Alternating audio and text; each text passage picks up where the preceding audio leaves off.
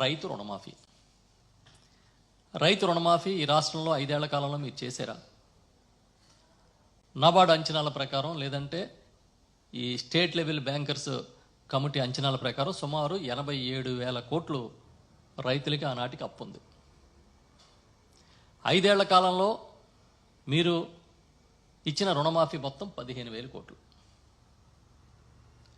ఈ 15,000 కోట్లు కూడా క్రియేట్ చేయడం కోసం రైతు సాధికార సంస్థని, ఒక సంస్థని మీరు పెట్టారు, లేదా ఒక కార్పొరేషన్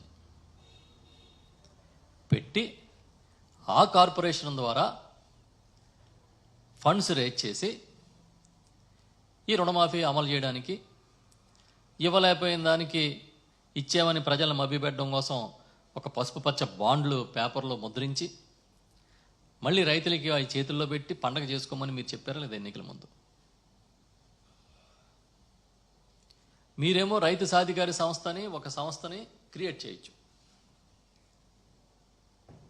రుణమాఫీ కోసం అప్పులు తేవడానికి ప్రయత్నాలు చేయొచ్చు. కానీ ఏపీ స్టేట్ ఫైనాన్స్ కార్పొరేషన్ని అవసరానికి వాడుకోకూడదు, ఈ రాష్ట్ర ప్రయోజనాలకి వాడకూడదు. 2014 ఎన్నికల ముందు రైతు రుణమాఫీ చేస్తానని చెప్పి ఏరు దాటి తెప్ప తగలేసి ఆ రోజు రైతులు నిలువున ముంచేసి మేము చాలా ఆర్థిక నిపుణులం, మేము చేసినంత గొప్పగా ఎవరు చేయలేరు అని మాట్లాడుతూ ఉన్నారు. మీరు ఏదన్నా తీసుకోండి, 2019కి జగన్మోహన్ రెడ్డి గారి చేతికి రాష్ట్ర పరిపాలన వచ్చే నాటికి విత్తనాల దగ్గర నుంచి, ధాన్యం దగ్గర నుంచి అన్ని బకాయిలే కదా. విత్తనాలకు ఒక 350 కోట్లు ఇవ్వలేదు, ధాన్యానికి ఒక 960 కోట్లు ఇవ్వలేదు, ఫీజు రీఎంబర్స్మెంట్కి 2,800 కోట్లు ఇవ్వలేదు, ఆరోగ్యశ్రీ బకాయిలు. ఏదైనా తీసుకోండి, ఏ స్కీమ్ అయినా మీరు బకాయి పెట్టకుండా ఉన్నారా? ఎంప్లాయీస్కి డిఏలు ఇవ్వలేదు.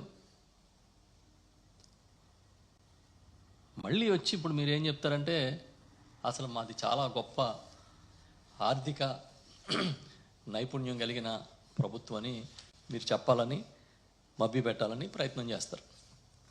మేము ఒకటే చెప్తున్నాం, మీకు మాకు ఉన్న తేడా ఏంటంటే మీరు చెయ్యకపోయినా అద్భుతంగా ఒక రంగుల ప్రపంచాన్ని సృష్టించి బ్రహ్మాండంగా జరిగిపోయినట్టు మభ్య పెట్టగలుగుతారు.